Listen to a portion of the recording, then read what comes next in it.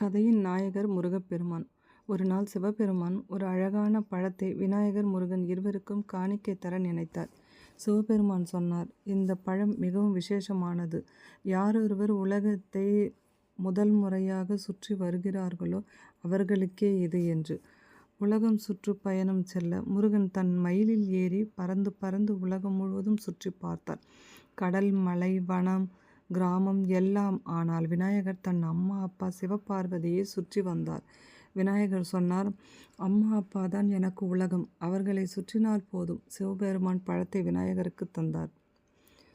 முருகன் சிந்தித்தார், நான் இவ்வளவு தொலைவு தாண்டி பயணித்தேன், இப்போது எனக்கு என்ன அர்த்தம்? அவர் பழனி மலைக்கு சென்றார், தவம் புரிந்தார். அப்போது சிவபெருமான் வந்து கூறினார், பழம் நீயே முருகா, உனக்கே அறம், நாணம், பாசம் எல்லாம் இருக்கிறது. பழம் வாங்க மாசில்லா பசுமையாய் வாழ்ந்தவனே, அறம் காத்த அருண்மொழி ஆறுமுகனே முருகனே என்று சொன்னார். இந்த கதையின் மூலம் உண்மையான உலகம் என்பது நம் பெற்றோர், நம் கடமைகள், நம் நற்பண்புகள். ஞானம் என்பது வெளியில் தேட வேண்டியது அல்ல, அது நம்முள்ளே இருக்கிறது.